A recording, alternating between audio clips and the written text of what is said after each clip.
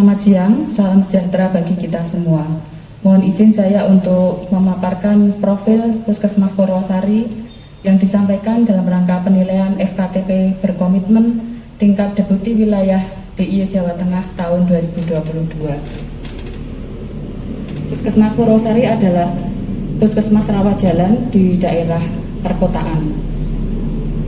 Alamat kami adalah di Jalan Pelambayan Dalam 2, RT 2, RW 11, Purwosari, Kecamatan Laweyan, Kota Surakarta.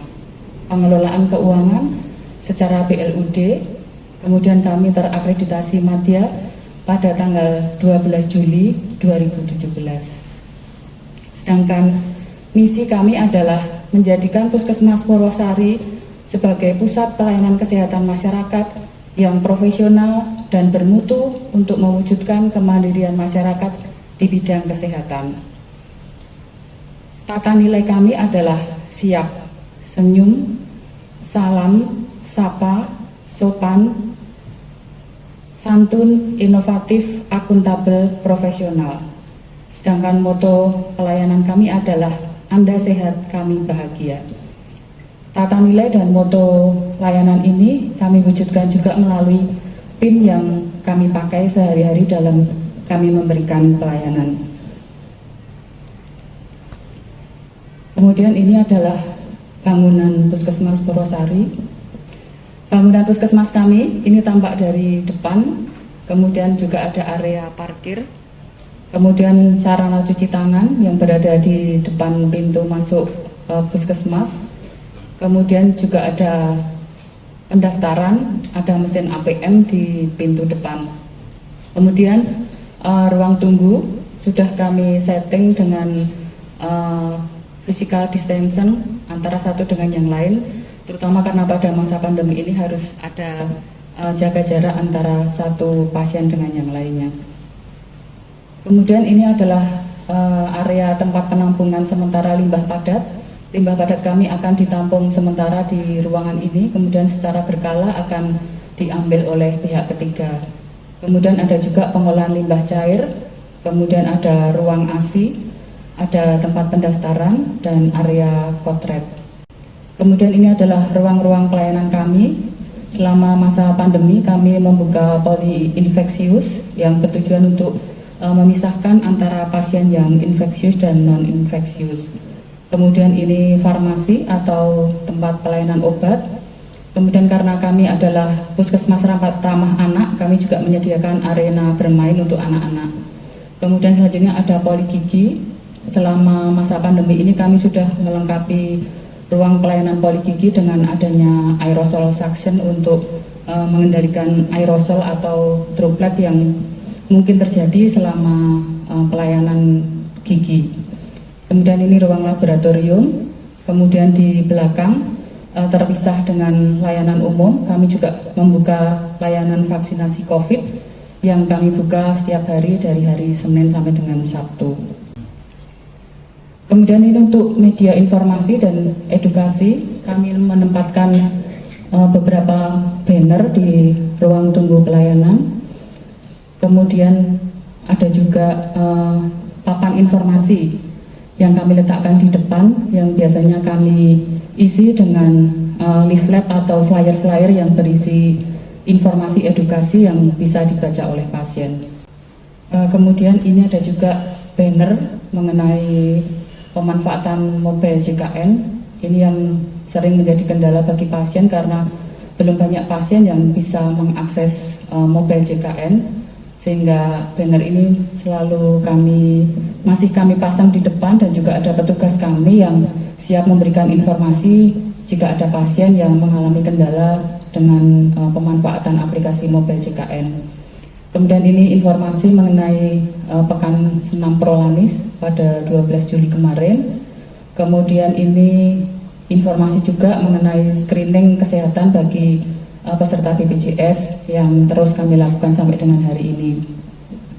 Kemudian media informasi dan edukasi kami juga kami berikan melalui media sosial, Instagram kami, Puskesmas Purwosari Surakarta.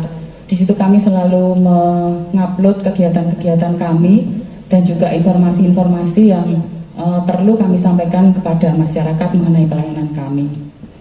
Kemudian ada juga edukasi melalui chat WA atau di WA Group. Ini SDM kami, ada dokter 3, dokter gigi 3, perawat 7, bidan 5, analis 2, apoteker 1, AA 4, promkes 1, penyuluh kesehatan 1, perawat gigi 2, perekam medik 2, kesling 2, nutrisionis 2, admin 8, CS 2, driver 1, dan penjaga 1. Jam operasional pelayanan kami adalah seperti jam kerja kami, jadi dari hari Senin sampai dengan hari Kamis jam 7 sampai dengan jam 14.30, kemudian hari Jumat jam 7 sampai dengan jam 11, dan hari Sabtu jam 7 sampai dengan jam 12.30. Ini aspek kepesertaan JKN di FKTP kami, jadi mulai tahun 2018 sampai dengan tahun 2022, kepesertaan kami berkisar di angka 15 dan 14.000. Terakhir di tahun 2022, jumlah peserta PBI kami 10.041 orang, kemudian peserta non PBI 4.664 orang. Totalnya ada 14.705 orang. Kemudian ini data pelayanan kesehatan peserta JKN tahun 2022. Untuk jumlah rujukan kami mengalami penurunan ya dibanding bulan Januari 2022. Pada bulan Januari angka rujukan kami masih cukup tinggi 14,9, kemudian di bulan Agustus ini 12,7%. Kemudian RRNS kami 0, RPPT bisa tercapai di angka lebih dari 5. Capaian kami di bulan Agustus 7,29. Kemudian angka kontak kami juga cukup bagus, lebih dari 150, yaitu 2019,46 di bulan Agustus. Kemudian pelayanan kontak tidak langsung kami memberikan kemudahan akses layanan bagi masyarakat melalui kontak tidak langsung, yaitu melalui aplikasi mobile JKN dengan memberikan konsultasi online maupun antrian online. Memang masih belum cukup banyak yang memanfaatkan antrian online dan konsultasi online ini karena masih ada masyarakat yang masih belum paham cara memakai mobile JKN. Kemudian antrian online ini juga sudah bridging dengan Simpus sehingga kami tidak perlu 2 kali memasukkan data karena sudah akan terrekod ke dalam Simpus. Ini adalah foto kegiatannya, jadi mesin APM kami letakkan di pintu depan. Kemudian pemanggilan pasien dengan televisi, melalui televisi yang ada di ruang tunggu yang bisa dilihat oleh semua pasien. Kemudian ada juga petugas kami yang berjaga di depan untuk membantu bila ada pasien yang belum memahami cara mendaftar dengan memakai mesin antrian ini. Kemudian selain memberikan pelayanan kuratif, kami juga melakukan upaya promotif dan preventif. Antara lain kami berikan kepada peserta Prolanis, baik itu penyuluhan, edukasi maupun screening kesehatan, dilakukan oleh petugas kami kepada pasien Prolanis maupun pada masyarakat biasa. Biasanya ada kegiatan senam di wilayah RT RW, kemudian ada juga penyuluhan dengan tema kesehatan baik di dalam maupun di luar gedung. Kemudian ini edukasi yang kami lakukan, ada yang di dalam gedung, ada yang di luar gedung, ada juga yang melalui daring. Kemudian ini juga selama masa pandemi kemarin karena kami harus membatasi kontak dengan pasien, edukasi juga kami lakukan melalui WA Group. Capaian upaya promotif preventif yang sudah kami lakukan, yang pertama adalah screening riwayat kesehatan peserta BPJS. Dari target tahun 2022, target kami adalah melakukan screening pada 702 peserta. Sampai dengan 9 September 2022, capaian kami adalah 2.162 peserta atau 308%. Kemudian penyuluhan yang kami lakukan adalah penyuluhan gizi. Ini dilakukan 25 kali setiap bulan, diberikan kepada pasien yang memiliki masalah gizi. Ini menjadi salah satu indikator mutu pelayanan di konseling gizi. Kemudian penyuluhan di ruang tunggu dilakukan setiap hari Selasa, Rabu, dan Kamis yang dilakukan secara bergantian oleh petugas-petugas di ruang pelayanan dengan tema yang berbeda-beda. Kemudian KIE ini juga wajib dilakukan oleh semua petugas di semua unit layanan. Kemudian kami juga melakukan upaya promotif preventif dengan melakukan senam peregangan setiap hari jam 10 yang diikuti oleh semua karyawan dan pasien. Jadi setiap jam 10 kami break sebentar untuk melakukan senam peregangan. Kemudian inovasi layanan kami, cukup banyak inovasi yang kami lakukan, antara lain adalah WeCare, kemudian bridging antrian online dengan Simpus, pelayanan antrian dan konseling via mobile JKN, SAS Mami, Gerdu Sehati, Batik Cerah, Puskesmas Samping Lansia dengan inovasi Cari Pahala, Pondasi Hati, DDTK, program PTN, konseling kesehatan jiwa, home visit atau home care, screening IVA test, general medical check up gratis setiap 6 bulan sekali, klinik terpadu IMS, higien sanitasi, dan gizi. Di sini yang akan kami kupas lebih dalam adalah inovasi kami mengenai WeCare, yaitu kawal selalu PiCare. Tujuannya adalah agar semua pasien atau kunjungan sakit terdata dan terlayani di PiCare setiap hari tercapai 100%. Semua kontak sehat juga harus terdata di dalam PiCare. Ini untuk mengejar angka kontak rate kami supaya bisa lebih dari 150 per mil.